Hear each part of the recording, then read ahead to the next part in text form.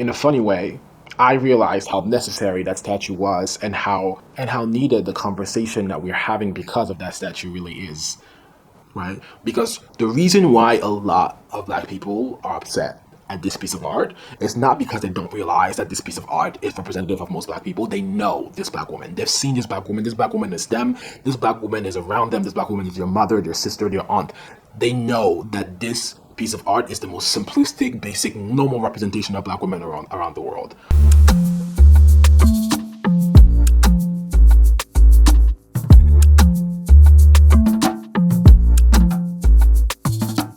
12-foot statue of a black woman has been placed in Times Square in New York. It stands on Broadway and 46th Street. It is described as a 12-foot tall sculpture of a woman, and it's titled Grounded in the Stars. What is surprising to me, though, is the amount of backlash that statue has received and the amount of conversation that has seemed necessary ever since that statue has been placed in New York. So the statue was created by a British artist known as Thomas J. Price. I went on his website to see how he describes himself, how he identifies, because I feel like that tells you a lot about the person. The phrase that struck me the most on his website about his own description of himself was Thomas J. Price multidisciplinary practices confront preconceived attitudes towards representation and identity. His pieces are exposed across Europe and North America. So before we even dive into the discourse that I feel like is necessary because of the statue and because of this piece of art, it's important to first establish what the intention of the artist itself was. What was the mission? What were you trying to accomplish? Before we even start discussing whether or not he did accomplish what he intended and whether there is a mismatch between the intention and the conversation we're having. So, if you take a little look into the mission of this piece of art, it is described on the artist's website if you want to check it out. And I took out this paragraph, which for me best describes the overall intention that he's trying to outline. A fictionalized character constructed from images, observations, and open calls spanning between Los Angeles and London. The young woman depicted in Grounded in the Stars, that's the name of the art. The young woman depicted in Grounded in the Stars carries familiar qualities from her stance and her countenance to her everyday clothing. In her depiction, one recognizes a shared humanity, yet the pose of her body and the ease of her stance is a subtle nod to Michelangelo's David. I don't know. You tell me if you see the correlation here between Michelangelo's David, the piece of art, and this. I think that's up to interpretation. I do see it, but you tell me. For scales, materiality, and posture, Grounded in the Stars disrupts traditional ideas around what defines a triumphant figure and challenges who stands to be rendered immortal through monumentalization. Now, after I read the mission statement, the mission of this piece of art, I just had to say, he ate. I mean, he got it on point. The conversation that we are having, the conversation that the internet has been having, that black people in general have been having because of this piece of art, are bang on point to the mission of this piece of art itself. I even start to wonder whether he wrote this mission after he saw the conversation we were having, because especially the part where he says that this piece of art, and I'm paraphrasing here from what I read, where he says that this piece of art is attempting to redefine or open a conversation about who deserves to be immortal through monumentalization. So who deserves to be in the monuments? What kind of figures? What kind of person deserves to be in monuments, and what kind of person deserves to be a representative of us all? But let's talk about the meat and potatoes of this, the part that everyone is talking about. I saw so many posts about this statue being like a woke thing. Like I told you, I thought this was not an original idea. I thought people would be like, okay, cool, it's a black woman. Okay, moving on. And so I was kind of taken aback by the idea that this is some woke position, because you're kind of making his point by politicizing something which should be normal. If this would actually have been extra boring or irrelevant if there was no conversation after it. If nobody felt the need to question why it's there, to discuss why it's there, or to be alarmed by its presence, then it would actually not have been needed.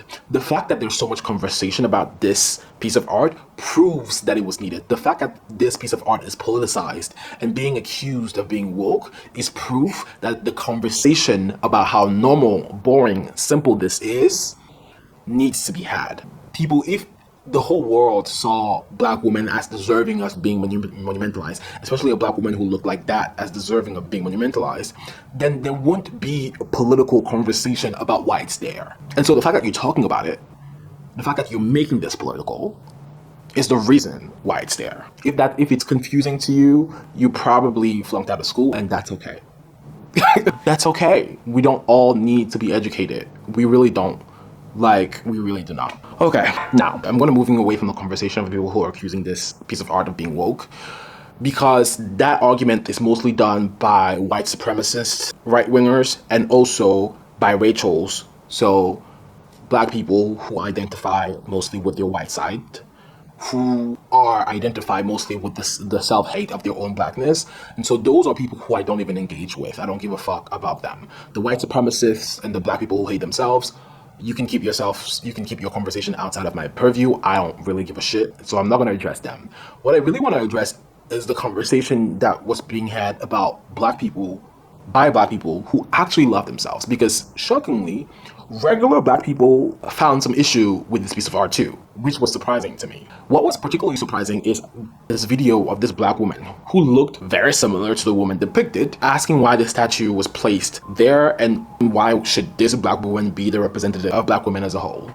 The argument she was trying to make is, if we want to make a statue or piece of art representative of black women in general, then maybe a different kind of black woman should be placed instead of that particular black woman, which was surprising to me because most black women I know, both black women in my life, look exactly like the black woman who was depicted in that piece of art. And so this took me into a conversation really about the different faces of the representation of the ideal of the black woman in entertainment and in media.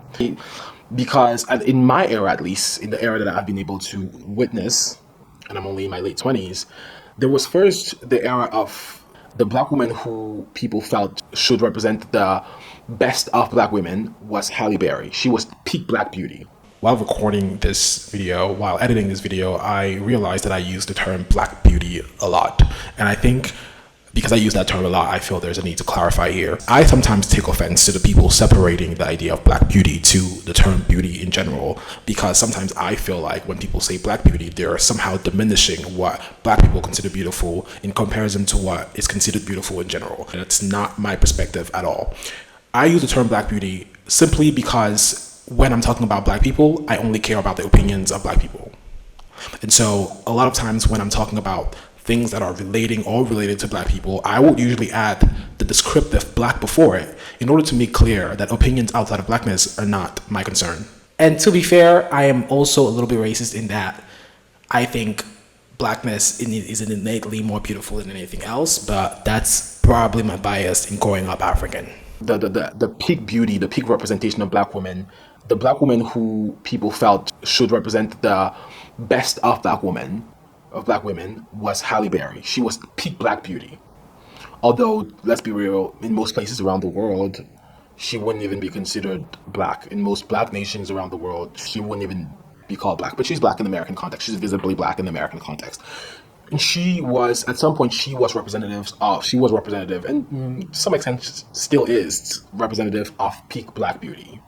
We somewhat evolved from that a little bit. And at some point, peak black beauty became Lupita Nyong'o. That was like a transition out of nowhere. It like a fast evolution to Lupita Nyong'o, who, on the other hand, is very dark-skinned, very Afrocentric features. But what we have to remember is the way Lupita Nyong'o was introduced in the entertainment industry was a representation of struggle. She played a slave. But Lupita Nyong'o had the opportunity and was able to transform that role, make to her branding becoming that of a glamorous black woman. And then after Lupita Nyong'o, we moved to a less skinny woman. We moved to, I think, Viola Davis also became representative of black beauty at some point. Viola Davis, also a black woman with visibly Afrocentric features, a black woman who is not as skinny as like Lupita Nyong'o or Halle Berry, and had more of the shapes of a black woman, right? And I need to emphasize the celebration of Viola Davis's beauty also came at a time where our culture started appreciating bigger boobs and and a big ass. Like, I just have to say it the way it is. Even more recent now, a couple of days ago, I went to watch the movie Sinners. The sex symbol almost in that movie is a fully formed, much more curvy than Viola Davis, and definitely much more curvy than Lupita Nyong'o and Halle Berry. And we had that in the role of Annie, who was played by Wunmi Mosaku. And so what was striking about that movie was the main love interest, this curvy black woman, was an extra expansion of who deserves to be representative of beauty in the black community, who deserves to be representative of what we deem beautiful in the black community. What was striking about me watching Sinners and about the global reaction, at least in the black community, to Sinners and to the character of Annie played by Wunmi Mosaku, was that it was instant. We instantly recognized her sex appeal. We instantly recognized her beauty. We instantly recognized how everybody realized that they were aroused by her. You didn't need to think twice. You didn't need to intellectualize it. You didn't need to make her some morally superior character to realize that she was sexy, that she was appealing. But it seems like we've drawn the line at this woman, at this piece of art, the piece of art of this woman in New York. And that stems simply from some form of fatphobia, right? I feel like we still are struggling with the idea that the most normal, the most average, the most regular looking black woman is the most beautiful form of blackness.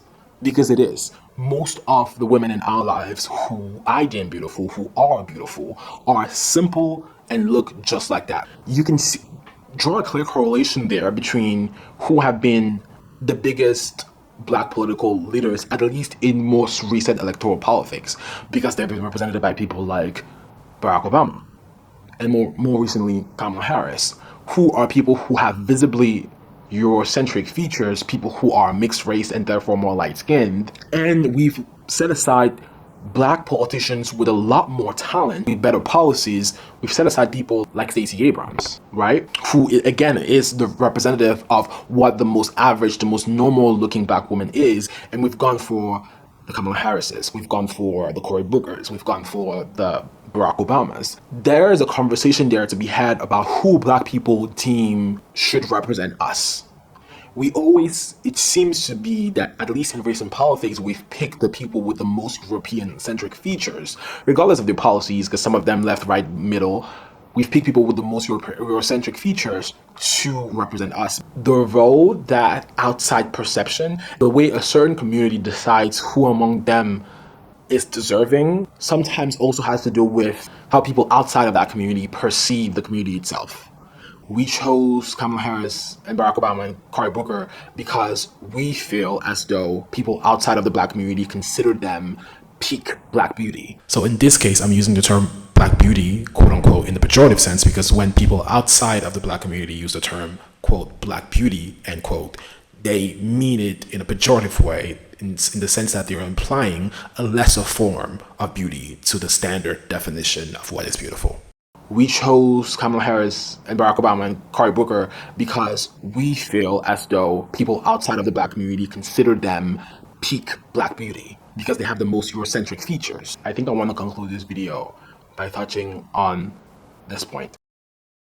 A lot of people sometimes when we're talking about representation in politics or representative politics, people take offense. People have argued a lot that we shouldn't focus on representative politics because they feel like we've had people represent different ethnicities before, and we should only solely focus on policies, which is not a bad argument. I agree with it to some extent, but I still do feel that representation in politics is still a big conversation to be had.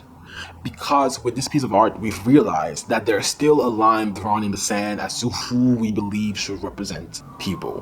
Who black people believe should represent other black people, and who the world believes is deserving of space.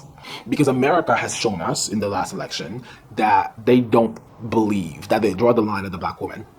Any black woman.